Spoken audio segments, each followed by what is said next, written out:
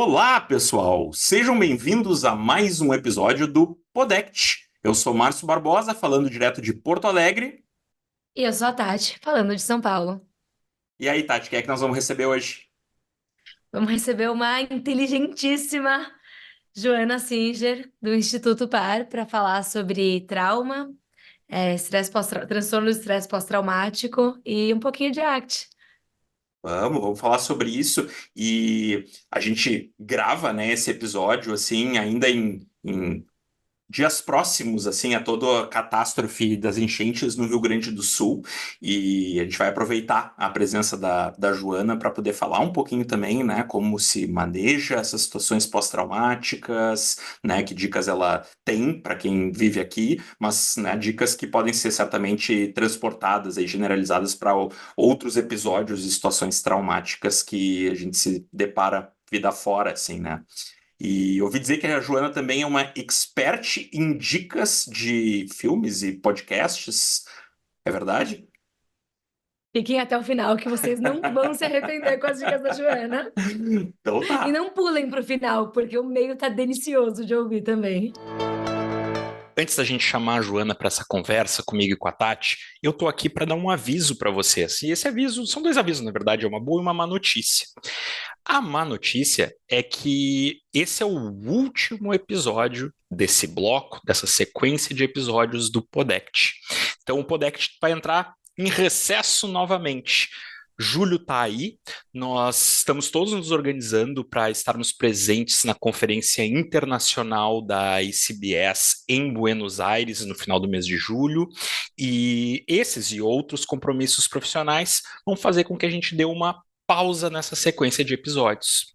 Mas a boa notícia é que a gente volta ainda esse ano, para uma segunda metade da temporada. Então a gente aprendeu agora que isso é chique, assim, também a gente divide a temporada em blocos, e a gente volta para uma segunda metade da temporada no segundo semestre, com mais uma série de convidados que certamente vocês vão gostar de ouvir aqui conversando com a gente sobre diversos assuntos e suas interações com a terapia de aceitação e compromisso. Então, não teremos Podect nas próximas semanas, mas voltaremos ainda esse ano. E nos sigam lá no Instagram, no @sigactbr, para ter todas as informações, todas as notícias. E sigam o Podect aqui no Spotify ou através do canal do YouTube, para receberem também os avisos assim que novos episódios saírem. E aproveitando, não deixem de avaliar. Avaliações 5 estrelas ajudam o podcast a se tornar mais conhecidos, e elas podem ser feitas no Spotify. Certo, pessoal?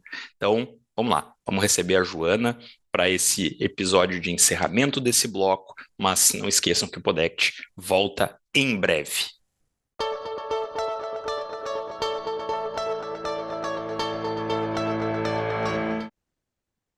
Joana Singer, seja muito bem-vinda ao Podect. E como é nossa tradição aqui, começamos pedindo para que tu te apresente. Joana Singer nas palavras de Joana Singer. Boa, obrigada, Tati, Márcio, pelo convite, uma honra participar desse podcast, Podact. Bom, eu sou Joana Singer, eu sou psicóloga, analítico comportamental, trabalho como terapeuta há 24 anos e supervisão, sou professora e membro da diretoria consultiva do Instituto PAR. A Tati conhece bem, né, Tati? Sou fã de carteirinha.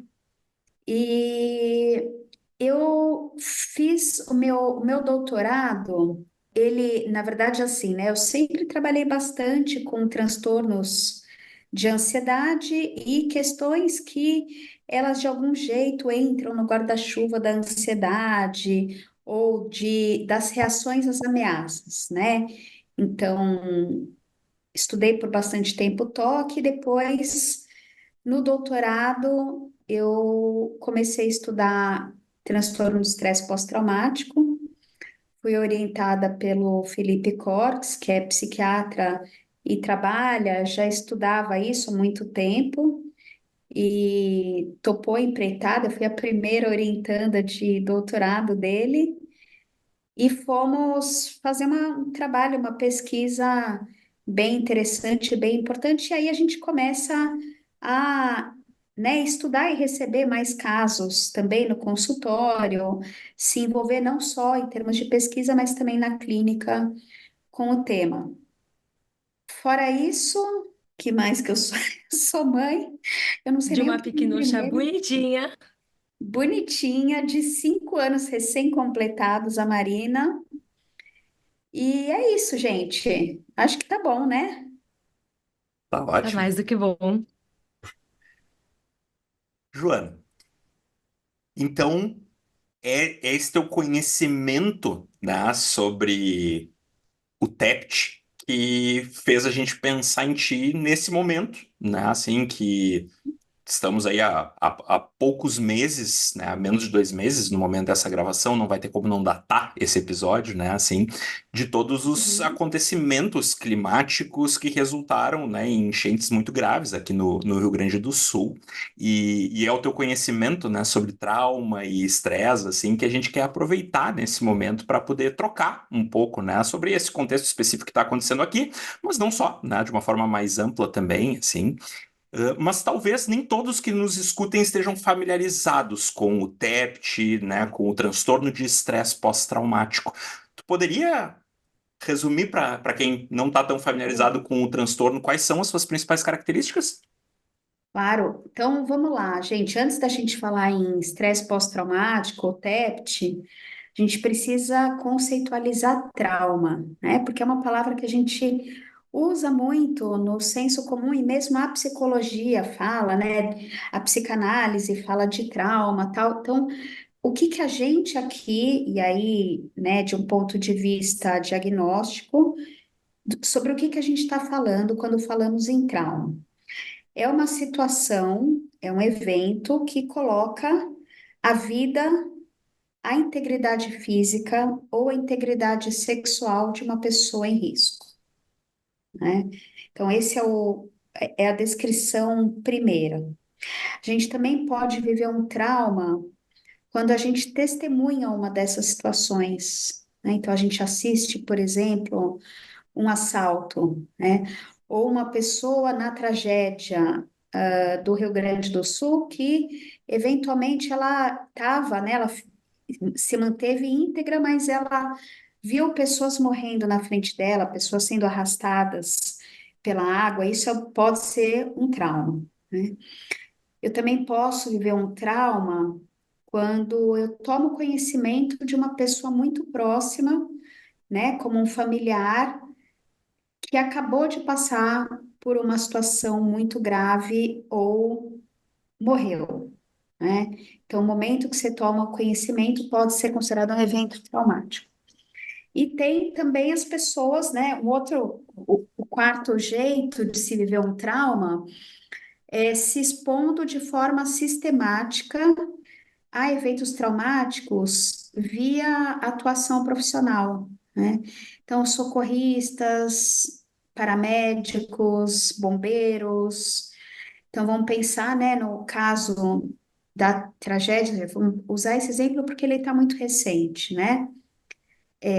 Muitas pessoas tiveram que prestar socorro profissional, mas não necessariamente elas estavam absolutamente preparadas para isso. Assim como no Covid, teve gente de todas as especialidades que precisaram entubar pacientes, né?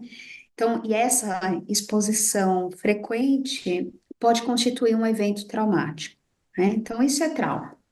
Agora, a gente vai passar, né, uma alta probabilidade na vida de passar por um trauma, né? Um sequestro, um acidente, um assalto, uma violência urbana, quer dizer, podemos viver isso, não é difícil, né? Mas apenas uma parte das pessoas que é exposta a um trauma desenvolve estresse pós-traumático, né? Vira um transtorno. E aí, o que que é? É um transtorno caracterizado por tem alguns grupos, né, de sintomas, ou a gente pode falar, no fim, de comportamentos, que se observa sistematicamente entre essas pessoas que desenvolvem TEPT. Uma delas é reexperimentação, né? Então, aquela sensação de que o tempo inteiro aquela lembrança está de volta, tudo lembra de novo o evento traumático, né? Então, lembranças intrusivas, pesadelos recorrentes sobre o tema, em alguns casos, flashbacks, que é quase como se a pessoa tivesse vendo aquela cena novamente. Eu vou observar também nessas pessoas respostas, comportamentos de esquiva. Então, tanto esquiva de estar em lugares, ter contato com pessoas, falar sobre coisas, né? Contato com qualquer estímulo que possa ter ficado condicionado ao trauma, como também uma esquiva experiencial, né? Então, o evitar pensar, evitar sentir, evitar lembrar, e aí que a gente vai falar em algum momento, eu acho, dessa conversa.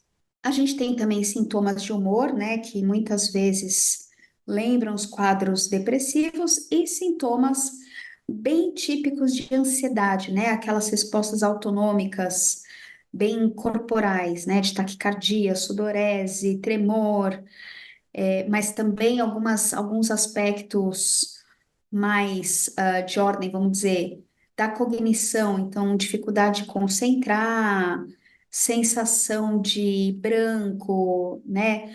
Uma sensação de incapacidade de resolver as tarefas do dia a dia. Então, basicamente, em poucos minutos a definição é essa. Ótimo.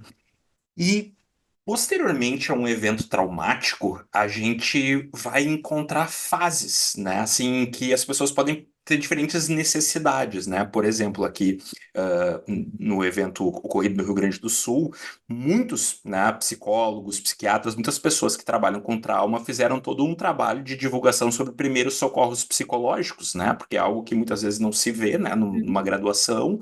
Muitas pessoas querem se voluntariar para ajudar, é necessário, né, uma força grande de trabalho, então, de treinar pessoas para primeiros socorros psicológicos, assim. Mas na medida em que o tempo vai passando, né, outras necessidades podem se apresentar, né, e aí até o próprio TEPT ele vai surgir como algo assim que, como tu disse, né, naquele percentual de pessoas que vêm a desenvolver o transtorno, né, a gente vai precisar, pelo menos se a gente for se amparar pelos critérios do DSM aí, de um mês, né, para a gente poder começar a falar na apresentação do transtorno, assim. Que, no caso, aqui, né, para os eventos mais graves, que foram os iniciais, esse período já discorreu, né? Então a gente possivelmente esteja se deparando aí, né, nos diferentes contextos, né, com pessoas que estão desenvolvendo o transtorno Sim. devido, né, à exposição a essas situações traumáticas como as que tu descreveu. O que elas precisam em termos de intervenção, assim, que tipo de tratamento é indicado para aquelas pessoas que desenvolvem o transtorno? Assim, gente, o tratamento para TEPT tem várias técnicas ou abordagens, né, que tem alguma evidência, algumas coisas com evidência moderada. O que a gente tem como forte evidência, e já há bastante tempo, né? Então, desde a década de 80, tem um acúmulo de estudos em termos psicoterápicos, é exposição prolongada. Então, essa é a estratégia padrão ouro, né? Embora tenha algumas outras estratégias que parecem também ter um efeito positivo, como MDR, apenas a reestruturação cognitiva, tem algumas outras estratégias. O que parece muitas vezes é que, mesmo essas estratégias, o que faz funcionar são os componentes que já estão presentes na exposição prolongada. Existe, em geral, uma preferência pela combinação de medicação, então, principalmente inibidor seletivo de recaptura de serotonina, né? Mas isso é menos o nosso foco aqui. E a psicoterapia, incluindo, né? Então, a psicoterapia não é exposição, mas incluindo uma estratégia de exposição prolongada. O que deveria se fazer, né, em termos de intervenção com essas pessoas? Não é óbvio que elas, se elas têm TEPT, a gente precise usar a exposição prolongada, né? Então, existem vários fatores para a gente tomar essa decisão de usar uma técnica que, embora muito eficaz, ela é muito difícil, né? Ela traz componentes bastante aversivos, né? Então, a gente vai levar em consideração o quanto que a pessoa estava bem antes do ocorrido, né? Se existe ideação suicida, é preferível não usar essa abordagem, pelo menos não de início, né? Se existe alguma comorbidade importante com transtorno psicótico ou com abuso de substâncias, enfim, então tem uma série de critérios para decidir fazer ou adiar ou até abolir a ideia. Mas a exposição prolongada é uma técnica difícil, e eu acho que ela é mais difícil no caso do TEPT do que a exposição no caso do toque, ou no caso do pânico, ou de fobias específicas, ou de ansiedade social, né? Porque vem um conteúdo muito denso, Uhum, muito difícil, inclusive para o terapeuta. uhum, Uma das coisas que eu vejo é assim, para aplicar, tem que estudar muito, tem que treinar, tem que praticar, tem que, sabe, fazer muito antes de efetivamente usar com pacientes de verdade, né? Então, o que que eu diria para as pessoas que estão ali, né, se voluntariando a ajudar e tal? Se tiver uma formação adequada, né, um treinamento para aplicar a exposição prolongada, tem receptividade por parte do paciente, né? Tem espaço para isso, tem, né? A pessoa tem condição de se envolver com a técnica, em geral é a melhor opção. Se o terapeuta não tem segurança, né, não tem treinamento, ele pode aplicar uma parte daquilo que a gente associa à exposição prolongada, que é dentro do protocolo, né, eles chamam de processamento emocional. A Edna Foa, o grupo da Edna Foa que propôs a exposição prolongada, ela fala da reestruturação emocional, que é um momento de a pessoa poder falar sobre a experiência de ter vivido aquilo, sobre como que aquilo se relaciona com outras vivências dela. Então, falar sobre o trauma, só que de uma forma um pouquinho mais pelas beiradas, né? Às vezes é uma estratégia viável para esses pacientes. muito, muito interessante. E, Jô, conta pra gente, pra quem tá ouvindo, um pouquinho mais de como que é essa exposição prolongada e talvez como que é a análise do comportamento ou como que a ACT caracteriza ela. Joia. Vocês sabem que eu não sou uma terapeuta ACT, né?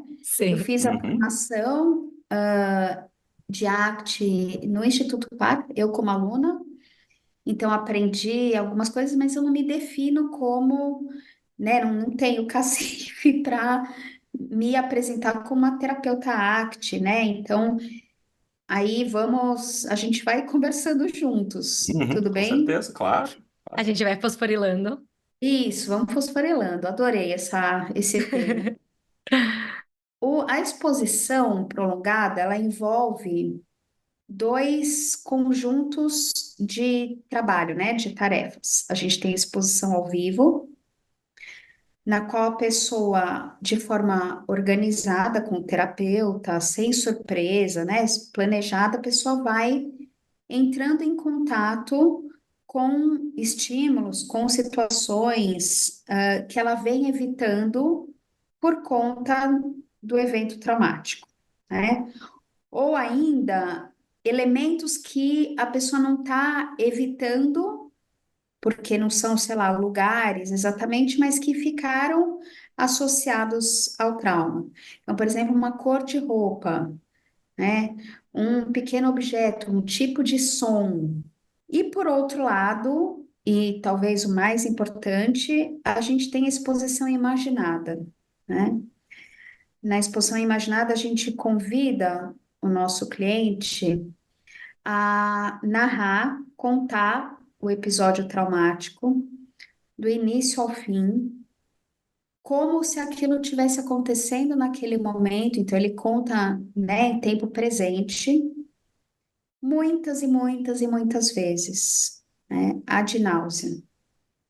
O terapeuta, ele tem uma função de ouvir, facilitar o contato com essa memória, eventualmente fazer perguntas que ajudem a pessoa a ficar ali no aqui e agora com aquela memória. Então, esses são os dois tipos de exposição. E não menos importante, sempre depois da exposição imaginada e da exposição ao vivo, quando ela acontece com o terapeuta, é o tal processamento emocional, né? Então, falar sobre a experiência de se expor. A gente, antigamente, associava muito a exposição ao processo de extinção, né? Então, a exposição como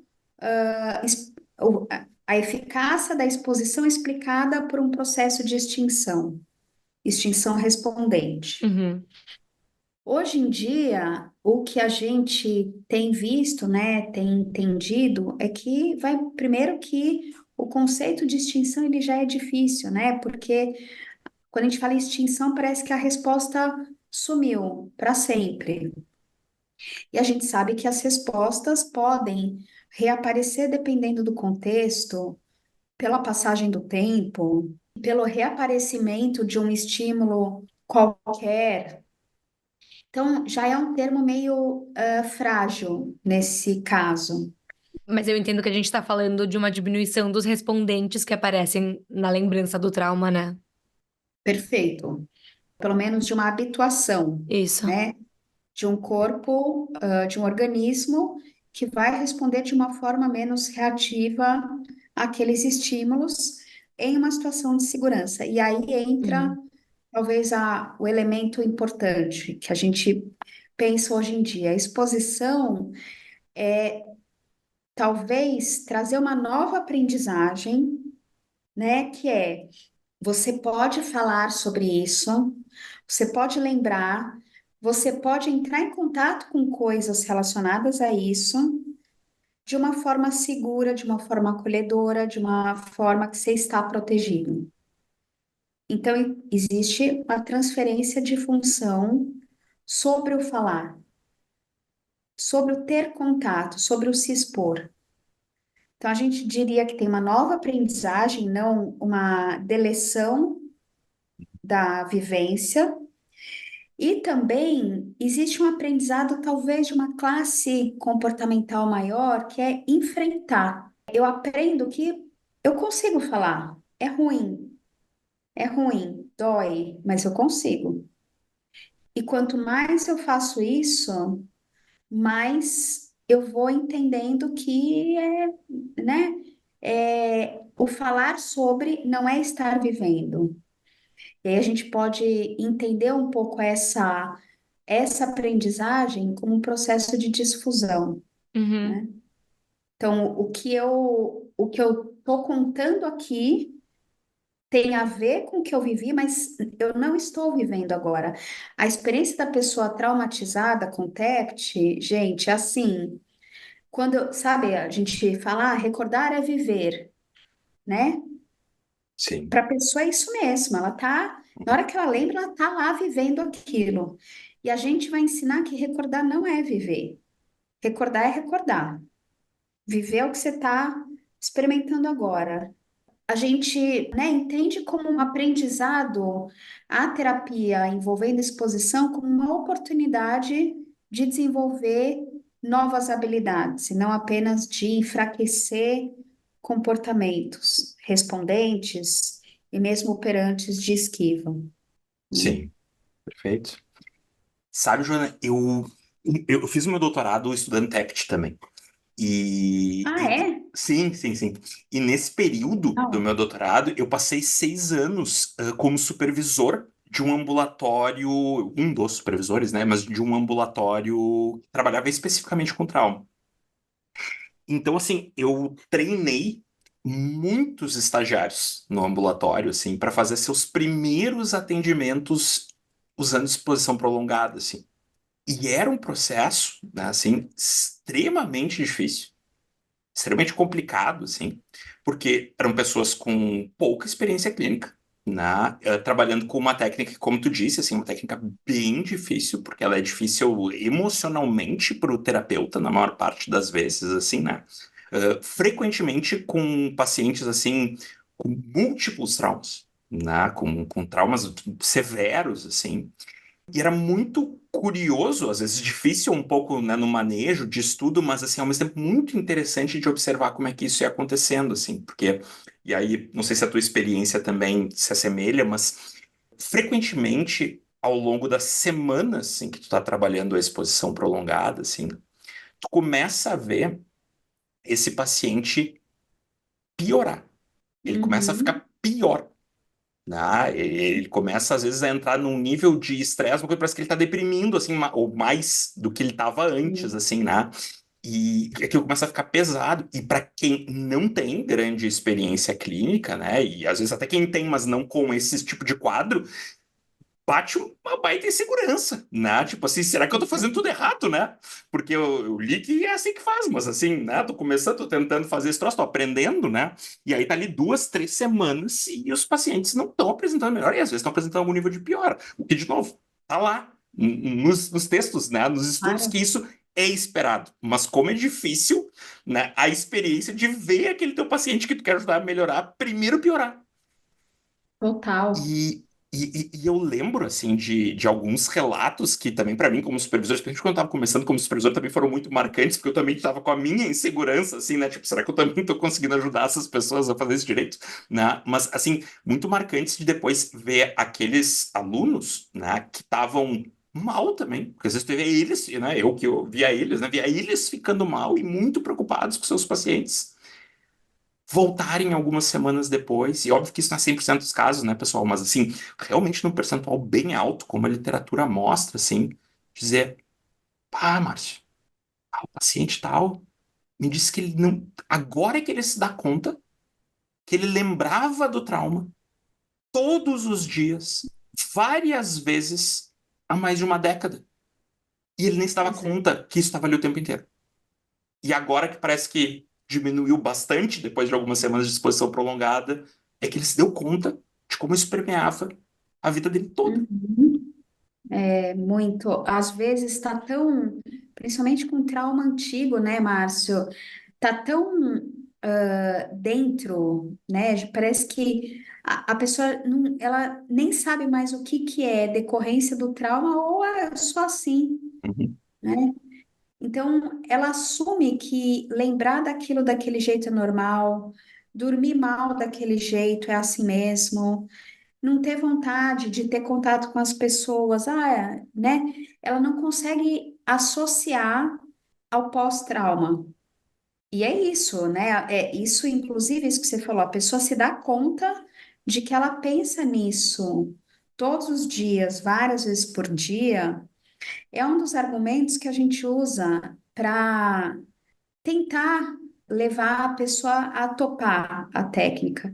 É assim, você já faz isso, você já lembra. Só que o que você faz com o que você lembra é se esquivar, é tentar pensar em qualquer outra coisa, né? E isso tem sido ineficaz, né? Porque no dia, poucas horas depois, ou algo que você vê na TV, ou simplesmente no dia seguinte, você vai lembrar de novo. Então, o pensamento vai atrás de você, né? Sim, E se a gente mudar o jogo? Você vai escolher o pensamento, vem, vamos Uhum. lá, vamos conversar. sim, E sim. isso grita aceitação pra mim, né? Total. É o que a gente fala o tempo todo. Não é gostoso, mas já tá aí. Dado que não tem como fugir, você já tentou de todos os jeitos fugir, e se desse, você teria fugido? Vamos olhar para isso e olhar também para o que mais aparece quando a gente olha para isso? Uhum, uhum. Com certeza. Assim, é aceitação pura, né? Porque é isso, né? A tua história não vai ser Uhum. deletada. Ah, Vamos lidar com isso. Mas tem um ponto aí também importante, aí nessa coisa, né, que o Márcio trouxe dessa primeira piora, que realmente é assustador, né?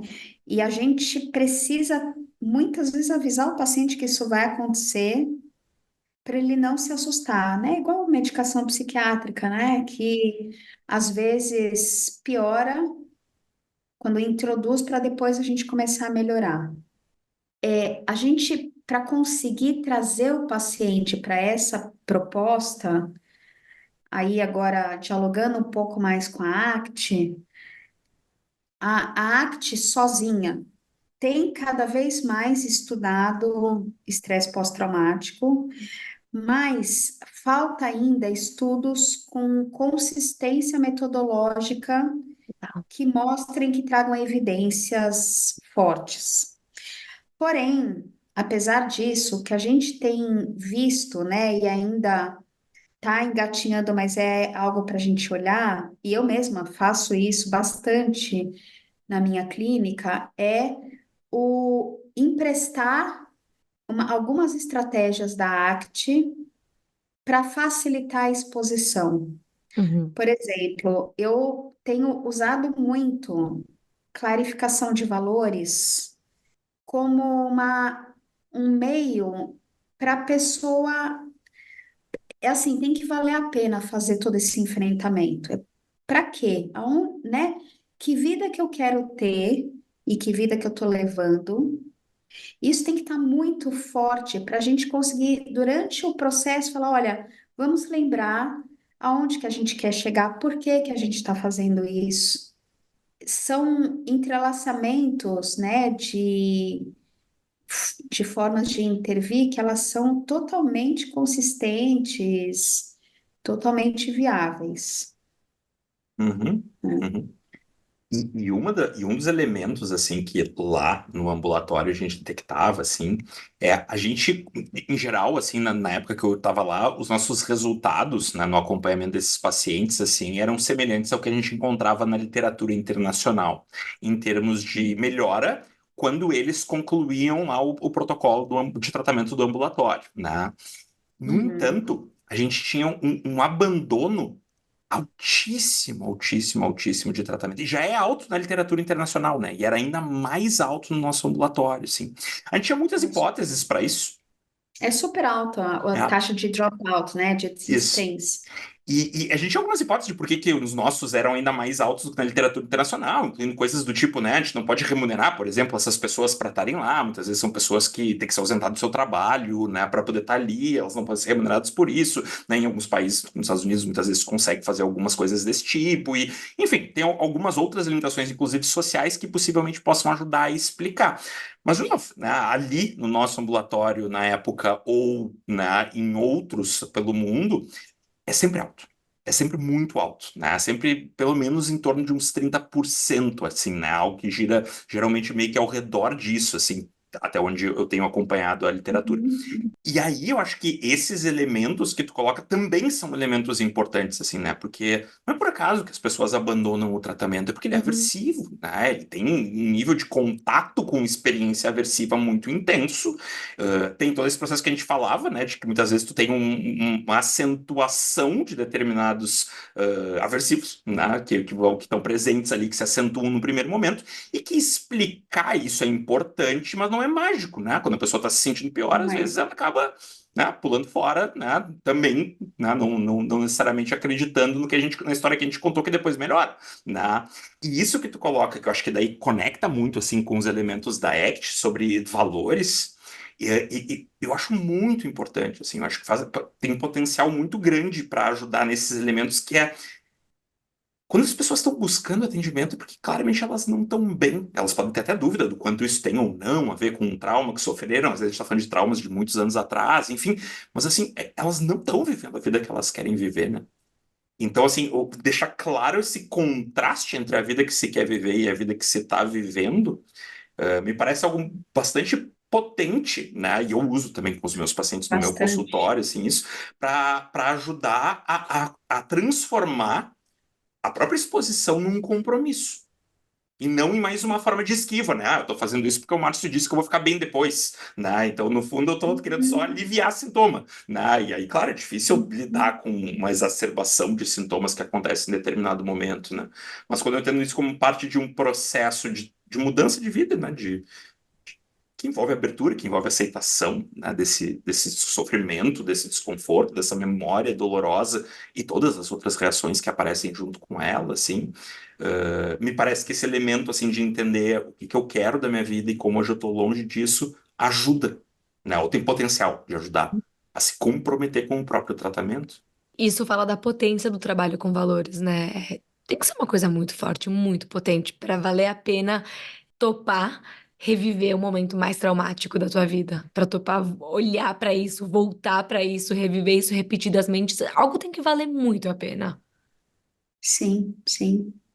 E às vezes, né, esse é um grande desafio. A gente muitas vezes tá na frente de pessoas que têm TEPT e estão extremamente deprimidas. É bem comum, é bem comum. Eu diria até que assim, algum grau de depressão dificilmente a gente não acha em pessoas com TEPT, né? E aí, muitas vezes é mais difícil conseguir identificar, fazer essa clarificação de valores, Uhum, porque a pessoa tem dificuldade de acessar aquilo que faz dela uma pessoa, enfim, né? Quem ela é, quais são as missões dela no mundo, né? O que faz realmente o olho dela brilhar, o que que faz sentido em termos de construção de futuro. É muito difícil uma pessoa muito deprimida. E às vezes a gente vai achar uma nadinha, né? Sim, um naco do que ela já foi em algum momento e tá bom, né? A princípio é lá que a gente vai ter que colar. Mas eu realmente acho que essa é uma das é uma ferramenta poderosa, inclusive as técnicas mesmo para clarificação de valores, as diversas técnicas, elas acho que elas podem ser usadas no momento antes de começar a exposição, que a gente se dedica à psicoeducação, à construção do vínculo, a tirar dúvidas, né? uhum. Acho fundamental. E acho que isso que tu traz, assim, sobre a questão dos valores, que muitas vezes é isso, né? Acho que a gente vai ter que trabalhar, né, com uma visão frágil, né, assim, dos próprios valores em alguns desses casos, né? E sim, né, realmente também identifico isso na minha prática, assim, de que pacientes muito deprimidos com ou sem TEPT apresentam esse mesmo desafio, né? E às vezes com o TEPT a gente está falando de dois desafios, né? O primeiro talvez seja esse, né? De encontrar por que vale a pena passar por tudo isso, né? E o segundo ainda é passar por tudo isso, né? Porque também é uma parte muito desafiadora, assim. Mas eu gosto muito da forma como tu coloca, assim, né? De que às vezes é importante a gente conseguir encontrar ao que essa pessoa pode se apegar, né? Ainda que isso pareça tão sem cor atualmente, assim, né? Fica tão Uhum. acinzentado por né, por esse funcionamento, né, mais depressivo, assim, mas que às vezes é dali que a gente pode recomeçar, né? A construir, assim, um sistema de valores, né? Clareá-los, pelo menos. E quase como se o tratamento e a exposição prolongada fosse uma ação com compromisso. E aí o trabalho com valores antes disso vem quase como uma sensibilização. Para aí sim eu poder fazer esse trabalho, para aí sim a pessoa poder engajar com ações com compromisso. Porque se a gente nem sensibiliza para o que é importante, são ações com compromisso com o quê, né? Uhum. Com Exato. só tirar o mal-estar? E aí a gente entra em toda a pegadinha da ACT, que o objetivo não é esse. Pois é, só tirar o sofrimento parece ineficaz, porque justamente a princípio a pessoa vai sofrer muito mais. E aí, então, Aham. se ela estiver só engajada na proposta de tirar sofrimento, ela fala, então isso aqui não é para mim. É, Ah, não, com certeza. não se sustenta, né? Uhum. É, não se sustenta.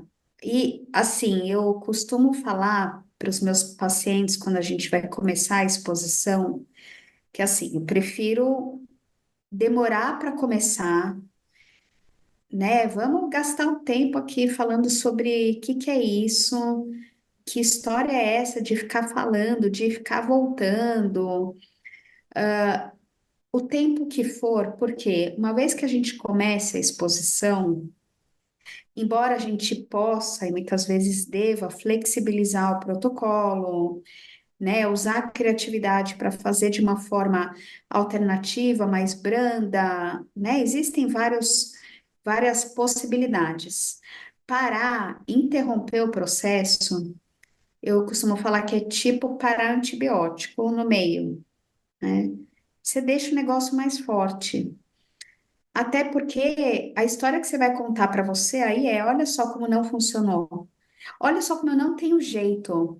Até a técnica que me venderam como super eficaz, não, eu não consegui, não funcionou para mim. Eu sou um caso perdido. Aí entra a resposta de compromisso, Que né? loucura. Da Uhum. pessoa conseguir assim, se você tiver vontade de parar, não me tira a oportunidade de conversar sobre isso. A gente pode remodelar, a gente pode ver jeitos, mas a pior coisa é a pessoa sair fora e a gente não ter a oportunidade de ela poder pelo menos construir uma história de enfrentamento, algum tipo de enfrentamento. Sim. E na perspectiva da ACT, isso casa muito também com a questão da perspectiva de self, né? Do risco da gente reforçar esse self conceitual, assim, né? Eu sou quebrado, né? Eu sou, Caso perdido. né, um caso perdido, né? Porque se a gente tem a possibilidade de trabalhar toda essa exposição, a gente possivelmente, isso já possivelmente gere efeito sobre a perspectiva de self, e ainda temos a possibilidade de ter alguns outros capítulos para trabalhar essa ideia, né, de que eu sou muito mais do que o meu trauma, né? Mas quando o tratamento é Ah, interrompido em meio a isso, né, a sensação. Bom, eu só fico o uhum, gosto amargo do remédio sem o efeito dele, né? Eu acho muito boa a tua analogia exatamente. com Só o efeito antibióticos. colateral, né? Uhum. E a gente vai justamente dizer, olha, o remédio é amargo, mas vai fazer bem. Segura aí, não vamos queimar o filme dessa técnica. Sei. Jo, eu queria aproveitar só para te perguntar, porque tá me vindo a dúvida e eu tô pensando que se eu tivesse ouvindo esse episódio, eu ia estar o tempo todo pensando, tomara que ela explique, tomara que ela explique, tomara que ela explique. Então eu vou fazer a pergunta.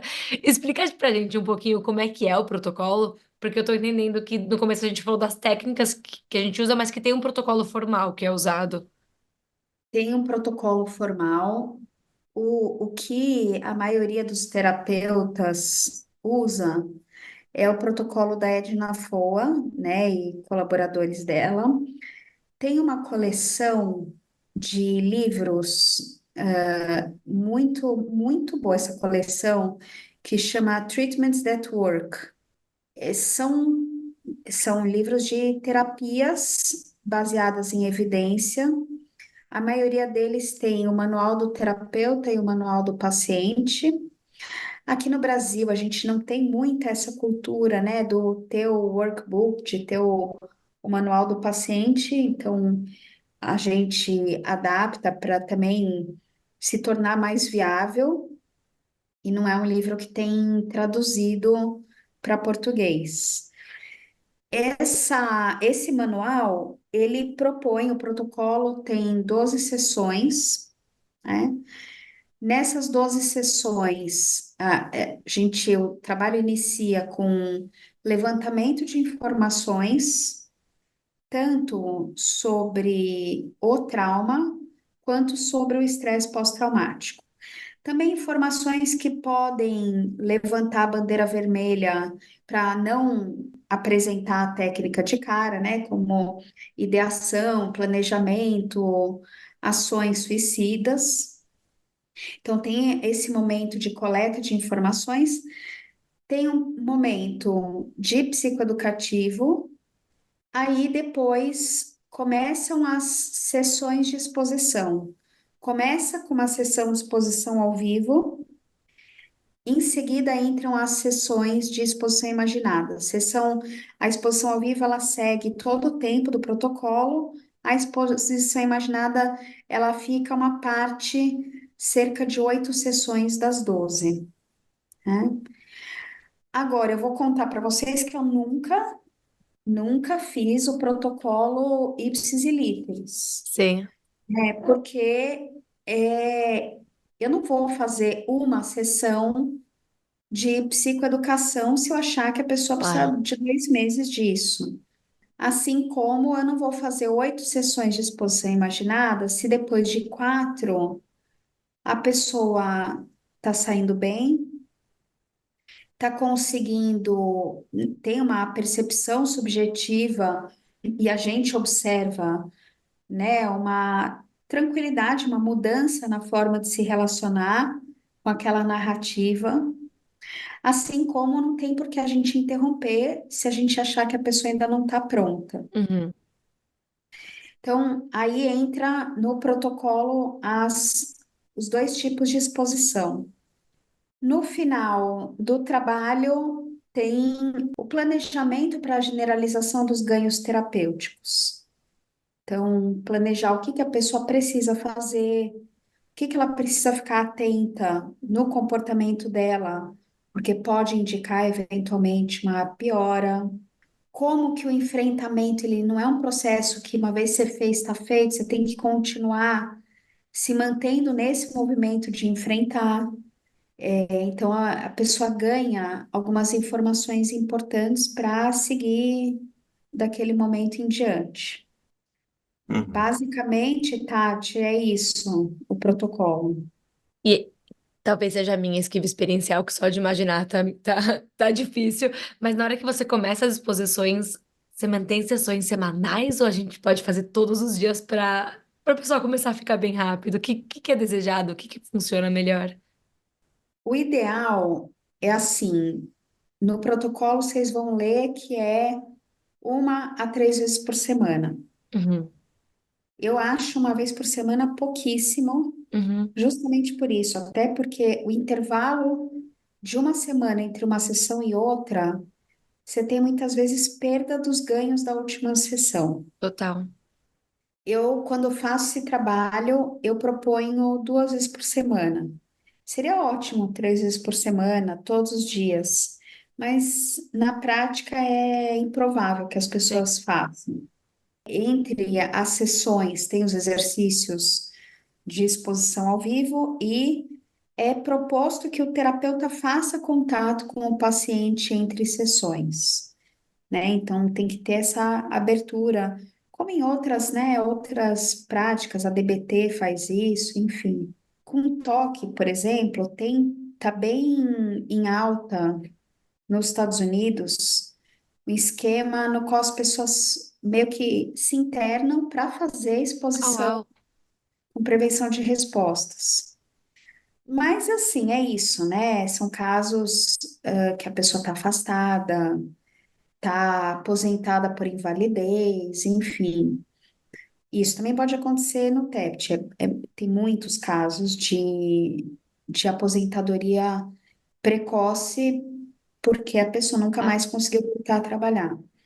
Se a gente pudesse fazer algo assim, né, quase uma residência terapêutica para enfrentamento, mas não sei, vejo isso longe ainda da nossa realidade de organização financeira, total. enfim, né?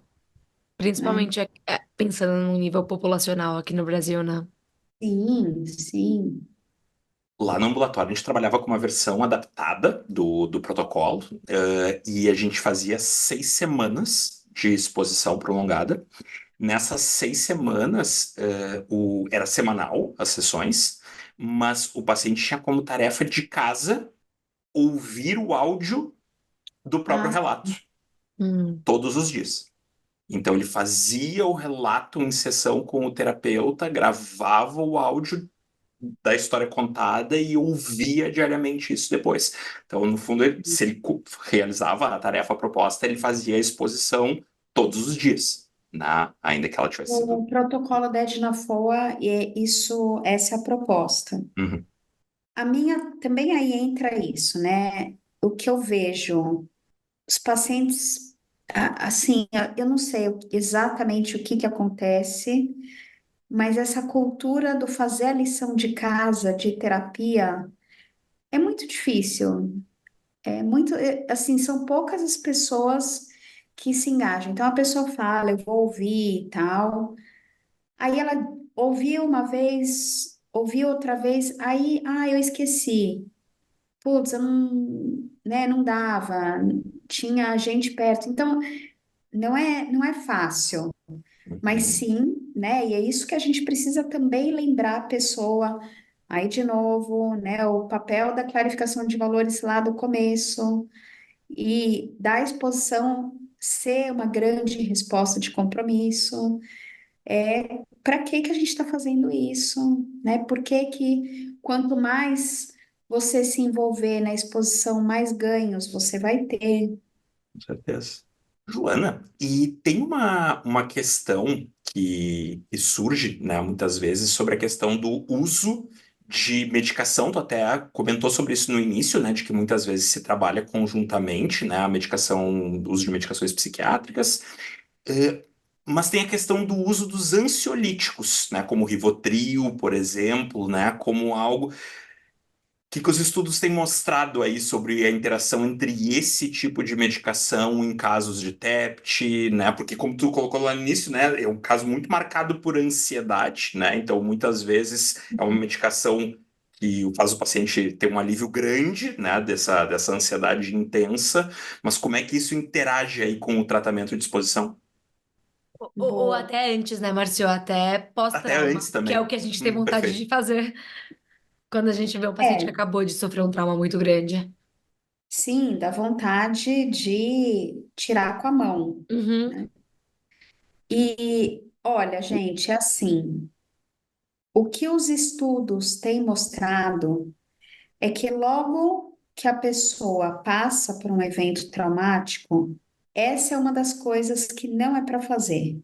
Então, nem benzodiazepínicos, nem indutores de sono, nem álcool, nem cannabis, né? Então, são substâncias que facilmente a pessoa uhum, vai achar que vai fazer bem, mas na verdade são substâncias que elas contribuem para a cronificação do problema ou para a deflagração do estresse pós-traumático. Então, tem uma coisa de inibir a produção de cortisol, que é o nosso hormônio do estresse, que é um hormônio importante. Ele é um hormônio que protege o nosso organismo em situações limite de diversas formas. Cortisol baixo logo após o evento traumático está associado a maior incidência lá na frente de abrir um quadro de estresse pós-traumático. Então, isso no começo. Depois, tem alguns psiquiatras que optam por usar algum, né? Então, a pessoa já passou o tempo, ela tem de fato um quadro de estresse pós-traumático e, por exemplo, não consegue fazer nada, não consegue dormir, não consegue, né, coisas básicas da vida. Muitas vezes os psiquiatras usam, sim, mesmo aqueles que conhecem TEPT, né, de uma forma equilibrada, cuidadosa, muitas vezes antes até de sentir que o antidepressivo está fazendo efeito. O que não é bom, o que não é recomendado é que a pessoa esteja fazendo uso do benzodiazepínico quando ela vai para exposição. Então, o ideal é esperar um washout, né? Então, que a pessoa não esteja sob efeito do benzodiazepínico. Agora, não sei se são 24 horas, 48 horas, né? Mas depende da medicação, porque o corpo que está sob efeito do benzodiazepínico, ele vai responder de forma diferente à exposição, né? É um contexto encoberto diferente daquele que vai estar novamente exposto quando não tiver aquela substância. Então, idealmente, não ter nenhum benzodiazepínico, nem nada desse tipo no processo de exposição. E será que isso tem a ver com a liberação de cortisol no processo de exposição? Que deve ser bastante estressante, né? Ou viajei. Não, acho que pode ser. É que assim, vamos pensar, pode ser que tenha isso, boa pergunta, não sei. Mas eu acho que tem um ponto, Tati, que é assim, ó, vamos pensar assim. Eu só sei que eu tô conseguindo enfrentar se eu tiver sentindo muito medo e mesmo assim eu tô lá. Se a pessoa toma benzodiazepínico, ela não sabe se ela tá enfrentando porque ela tá conseguindo enfrentar ou se ela tá só com aquelas emoções achatadas fisiologicamente e artificialmente, né? Ah, faz todo sentido. Então, e aí depois, no momento que, sei lá, ela se depara com um sujeito que lembra o cara que assaltou, ela vai ter todas as reações, ela estava sem o benzodiazepínico, naquela, né? Então, é mascarar, é como você vai fazer musculação, precisa incomodar um pouco, precisa estressar Sim, a sim. musculatura para você para crescer. Ah, não, vou fazer um negócio aqui que não, você vai anestesiar. Bom, então você não vai sentir, você não vai fazer força, você não vai, Uhum. né? E a gente vai precisar desse contato com o estímulo aversivo para poder habituar, né? Isso, O peso espírito ele é potente demais nesse caso, né? Ele é tão potente que ele tira aquilo que a gente está trabalhando a habituação, assim, né? Achata tremendamente, né? Que aí acho é, que é até diferente, né? Então, do que tu também comentaste lá no início, assim, sobre a questão do uso dos serotoninérgicos, né? Dos antidepressivos serotoninérgicos, que também podem ter uma ajuda quanto a elementos de ansiedade, mas eles não vão achatar essa ansiedade a tal ponto, né, que a não, habituação, que impeça a habituação de acontecer, né? exatamente, exatamente. Então, né, isso é importante na hora da gente fazer o planejamento. Às vezes o paciente está usando, vale negociar com o médico uma diminuição gradual, um desmame, para daí a pessoa entrar, né, se envolver mesmo na estratégia de exposição. Joana, voltando um pouco para os eventos recentes aqui do Rio Grande do Sul, tem alguma questão, para além daquilo que tu já trouxe ali no início, né? Mas tem alguma outra questão que tu acha que possa ser útil em termos de utilidade pública mesmo, sim, né? Para quem está nos ouvindo, certamente temos aí ouvintes gaúchos e, né, psicólogos, talvez outros profissionais da saúde da área, assim, que tu acha que possa ser útil para eles como profissionais da saúde ou até para a população geral, né? Algo que a gente possa ajudar a propagar através do Podect aqui para quem foi exposto diretamente ou teve familiares próximos, pessoas próximas expostas aos efeitos da catástrofe nas enchentes? Né, como você bem disse, Márcio, as pessoas, algumas delas já têm condição para poder dizer tem estresse pós-traumático, né? E aí eu diria que, em termos profissionais, o ideal é encaminhar, pedir para essas pessoas irem procurarem terapia, especialmente com pessoas, com terapeutas que tenham experiência com estresse pós-traumático, eventualmente avaliação psiquiátrica, mas os familiares, as pessoas, eu acho que elas podem sim ajudar essas pessoas no dia a dia de algumas maneiras, né? Uma delas é quando a pessoa passa por um trauma, especialmente nesse caso do Rio Grande do Sul, que as pessoas sentem que elas perderam, né, assim, a casa delas, de repente elas não têm para onde voltar. É uma sensação de muito pouco controle, de muito poucas rédeas sobre a própria vida. O devolver algum senso de controle né? Então, por exemplo, vamos pensar em alguma coisa que dê para você retomar, alguma coisinha diária que é só sua e que a gente consiga retomar, ou algo que dá para começar a recuperar das coisas perdidas, da sua rotina. Então, ajudar a pessoa a reconstruir um pouco uma sensação de controle sobre a vida. Quando a gente fala em pessoas recém-traumatizadas, o top, né, a recomendação mais, sim, tá lá no topo das recomendações, é suporte social. Então, não tem nada mais eficaz, mais importante do que criar uma rede de suporte para aquela pessoa recém-traumatizada. E aí, os primeiros socorros psicológicos, eles se debruçam especialmente sobre isso, né? De criar, construir junto com a pessoa quem é aquele amigo que a gente pode acessar, algum familiar para estar mais perto, né? Pessoas da, enfim, o vizinho, o amigo que está longe, a pessoa que frequenta a mesma igreja, não importa. Pessoas que façam parte daquela rede de confiança. Mas também, quando já passou o tempo, existe uma suspeita de que a pessoa desenvolveu TEPT e ela não pode fazer terapia, ou não vai ter como, ou se recusa, a permanência dessa rede social, dessa rede de pessoas, ela é muito importante para mitigar o sofrimento e evitar que ele cronifique, ou que ele até venha a piorar e aparecer outros transtornos comórbidos. A recomendação, né? A gente estava falando antes de começar aqui que infelizmente começaram chuvas de novo, né? Uhum. Então, talvez a gente esteja também falando em pessoas recém-traumatizadas novamente, ou retraumatizadas, né? O que é terrível. Aproveitando o gancho, falando um pouco sobre essa experiência, né? Assim, tem um elemento, assim, eu moro numa zona alta da cidade, então, assim, a água não chegou aqui onde eu moro em nenhum momento, né, ao longo de todo esse período, assim.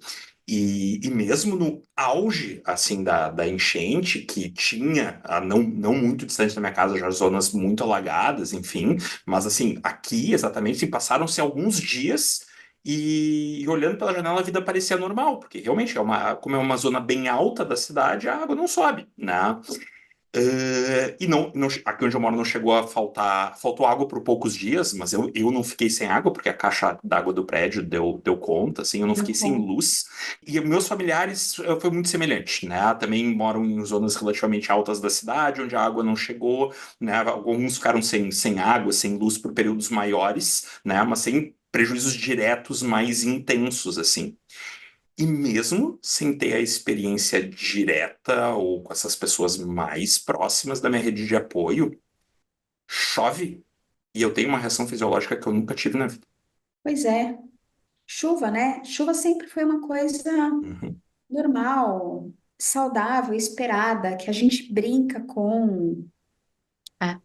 Márcio, eu tava em São Sebastião, eu acho que eu já te comentei isso, eu tava em São Sebastião no Sim. carnaval do ano passado, quando Ah, choveu e alagou e foi horrível. A casa que eu tava não alagou, mas a gente ficou sem luz alguns dias e sem água alguns dias, e a gente acolheu outras pessoas dentro de casa e conheci algumas pessoas que faleceram e foi muito ruim. Eu me lembro da vez seguinte, quando eu tava em São Paulo, dirigindo com as crianças no carro e começou a chover.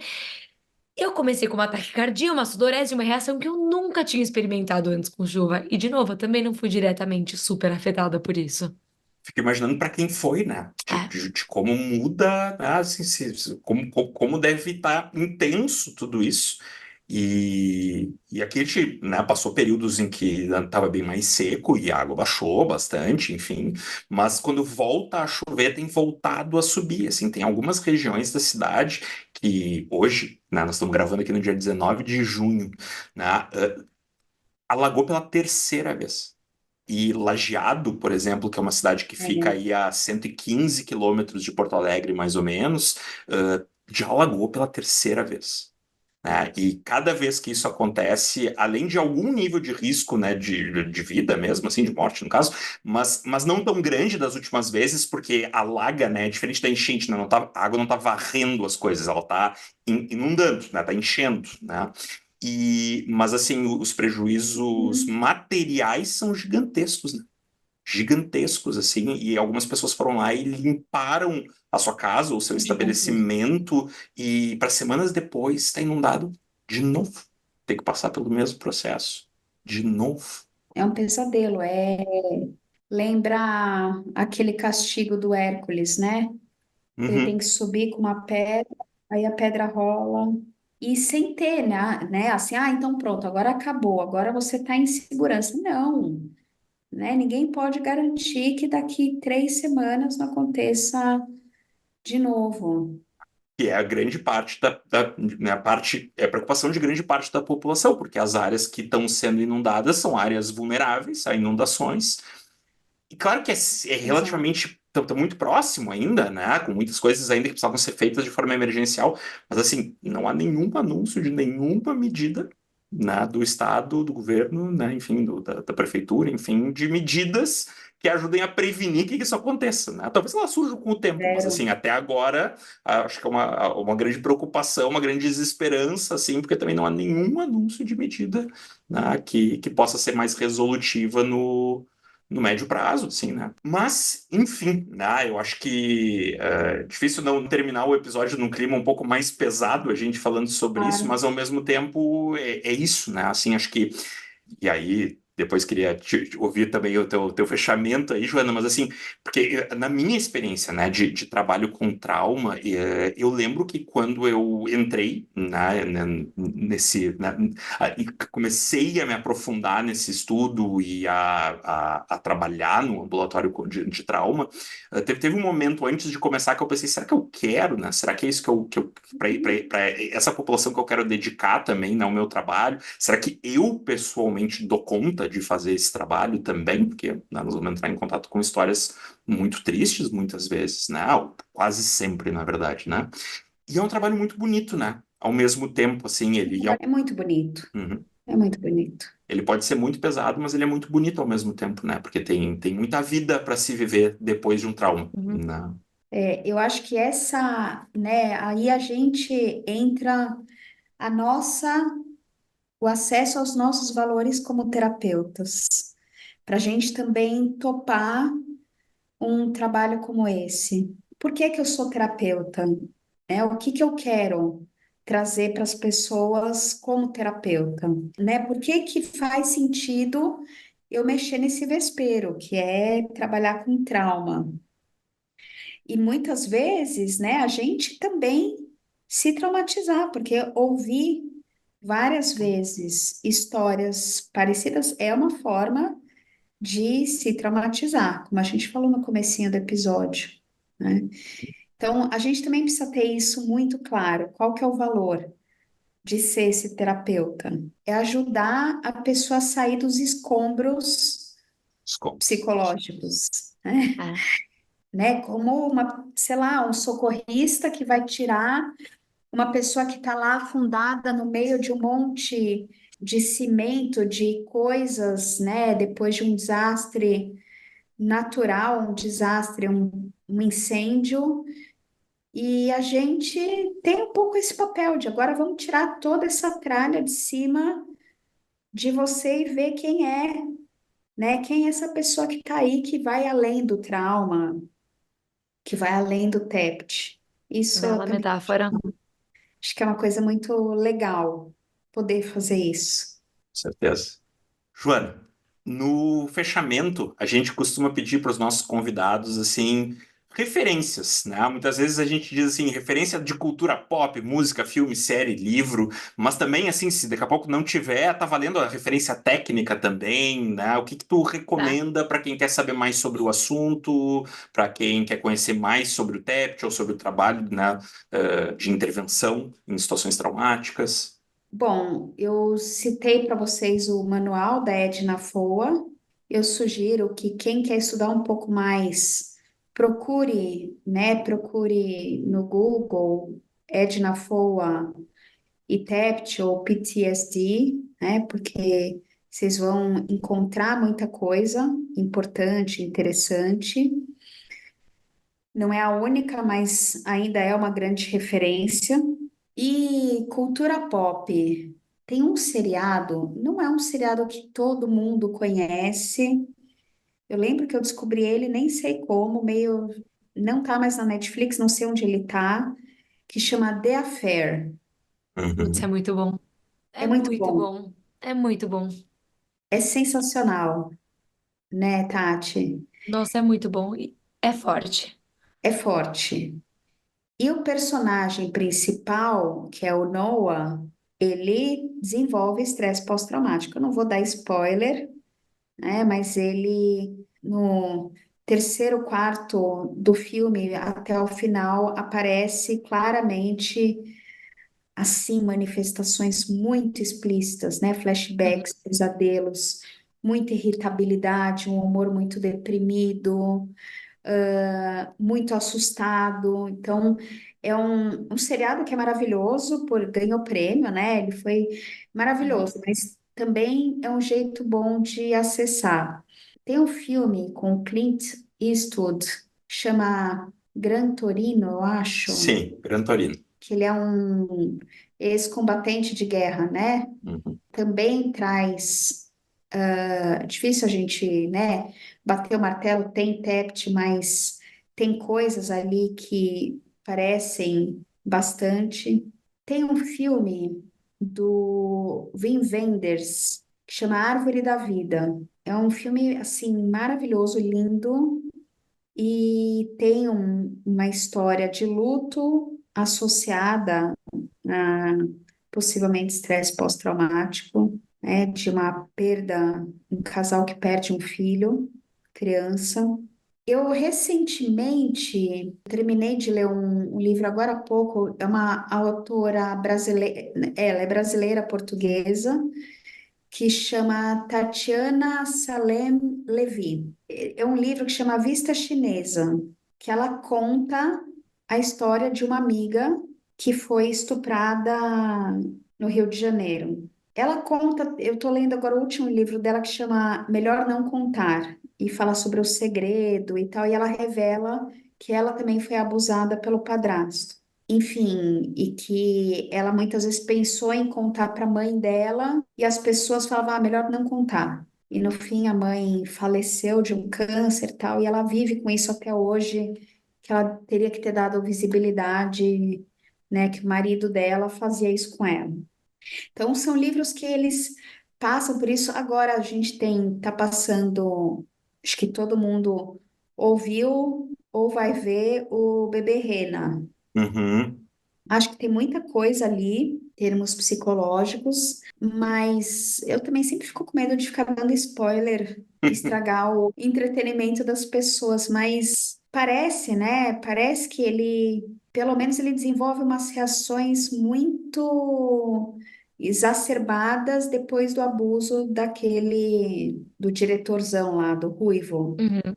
né? Uhum. Tem muita coisa que não vai ser exatamente TEPT, mas pelo menos a gente olhar para reações pós-trauma, Sim, né? sim, E eu pensei também naquele seriado que todo mundo já deve ter ouvido falar, o Homeland, que sim. o Já me falaram, eu não vi, mas já me falaram que passa por isso. super, no Uhum. começo, ele é Sim. eu acho que ele é um soldado americano que foi sequestrado por, não sei exatamente que organização terrorista ou que país, e aí ele volta super traumatizado, e aí aparece ele acordando de madrugada todo suado, ele tendo os flashbacks, é bem explícita a parte do TEPT, Uhum.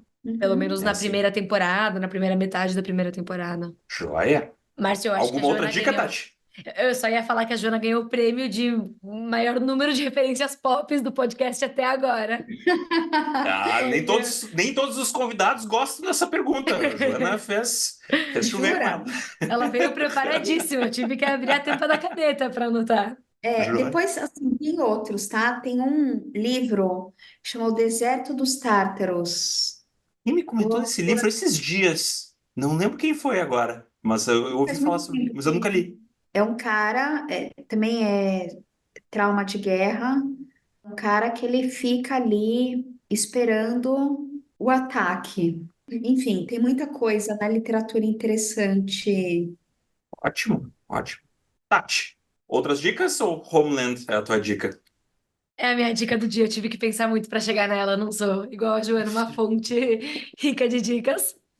Sabe que eu não tinha vindo com nenhuma dica de cabeça, assim, mas ouvindo a Joana, eu lembrei de um filme-livro, né, que eu acho que é bem legal, assim, também para quem se interessa por situações, né, relacionadas a trauma de guerra. O filme e o livro se chamam Invencível, na tradução para o português, Unbroken, no original em inglês. Já ouvi falar. O filme é bom, o livro é espetacular. Espetacular, assim. É um livro grande, tá? E é sobre o trauma, muito mais do que qualquer outra coisa. Mas se alguém não tiver afim de ler de ler o livro, ou se não tiver afim de ver o filme, ou se ver o filme, mas depois quiser saber um pouquinho mais, eu sugiro pesquisar sobre a vida do Louis Zamperini, que é o protagonista dessa biografia, né? É uma biografia, uma história real, assim, porque a história dele é espetacular. É espetacular, assim, é incrível e toca, ainda que não seja o foco central do livro, né? Mas ela toca naquilo que eu dizia assim, de que há muita vida para se viver depois de um trauma, né? Ainda que um trauma seja uma marca da qual nós não vamos nos esquecer, dá para viver muita vida depois disso ainda. Então, eu lembrei de um outro sobre isso, Yes. que é o Em Busca de Sentido, do Viktor Frankl, Viktor Frankl, Frankl. isso. Um psicólogo no campo Né? de concentração. Sim, É sim. fantástico, É fantástico. um livro fantástico para todo mundo, porque ele conta a história dele no campo de concentração e um pouco do que fez ele conseguir continuar, né? E Ó, como é esse tá isso aqui, ó, aí. para quem tá no YouTube, tá aqui o livro. Em É, esse busca de livro sentido. é incrível. Conhece, Tati? Sim, ele é para ser lido e relido e relido e relido a cada tanto tempo. É um livro fenomenal. Que, enfim, acho que também a gente está falando de trauma e de reconstrução da vida, né? Porque depois ele baseou toda a proposta terapêutica da logoterapia, que ele já estava iniciando antes até de ser enviado para o campo de extermínio, para o campo de concentração, e continuou durante, né, o campo e depois continuou maravilhoso. Mas continua a tua sinopse, que tava muito boa. A sinopse desse livro. Eu cortei, desculpa. O quê? Você tava dando uma sinopse do livro que tava muito boa. Porque eu É, acho que a ele gente fecha com o que trauma tem a ver, o que a arte tem para agregar no trauma, né? E eu acho que ele toca em pontos que conectam com isso.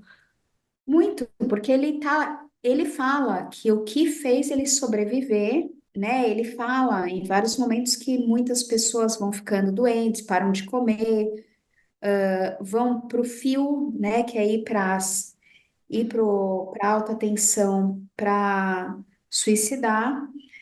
E o que ele percebe nas pessoas que conseguiram resistir, e nele, muitas delas é porque conseguiam identificar muito bem o sentido. Então, quais são os valores dela e como ela podia fazer aqueles valores se ficarem explícitos ali naquela vivência horrorosa.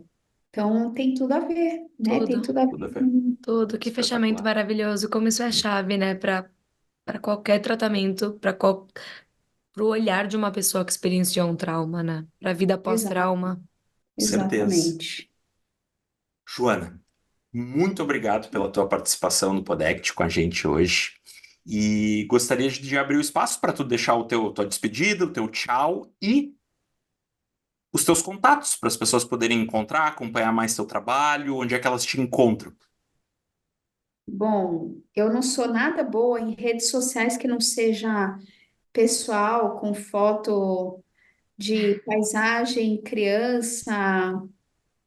Então, eu tenho um Instagram muito pouco alimentado, mas eu não sei nem de cor, gente. É psi, underline, se procurarem psi, Joana Singer no Instagram, vai aparecer. O meu e-mail é joana.singer@institutopar.org. E é isso, eu não Ótimo. tenho muito, não tenho muito mais coisa do que isso, não. Mas tá ótimo, tá ótimo. Já tem os contatos principais aí e o teu Instagram a gente coloca nas notas do episódio também para quem tá ouvindo aí Perfeito. no Spotify. E eu Tá, agradeci muito, gente, foi uma delícia. Foi que muito bom, que bom. gostoso. Foi muito gostoso de ter. Foi ótimo. Ótimo te receber. Muito Bom, obrigado. nada. Tati, tua despedida, teus contatos. Valeu, gente. Muito gostoso estar com vocês aqui de novo. Uma honra estar com a Joana. Aprendi demais nesse episódio. Queria continuar aqui fazendo perguntas e perguntas. Eu tive que me controlar, principalmente na hora do cortisol, porque eu já tinha várias perguntas para fazer que não cabiam mais na proposta. Obrigada mesmo, Joana. E obrigada, Márcio. Meus contatos, eu tô no Instagram, @TatianaCoabCafife, e podem me encontrar também pelo e-mail, que é tatianacafife@usp.br. Maravilha. Pessoal, foi um prazer ter participado desse episódio com vocês. Nos vemos em breve, para quem está nos ouvindo aí ou nos assistindo. E eu sou Márcio Barbosa. Vocês me encontram no Instagram através do @MárcioEBarbosa. Lembrando sempre que o Podect é uma iniciativa do SIGACT da ICBS Brasil. Vocês encontram o SIGACT em @SIGACTBR, SIGACTBR, e vocês encontram a ICBS Brasil em @ACBS Brasil. Todos esses contatos do Instagram. Feito, pessoal. Valeu e até o próximo episódio.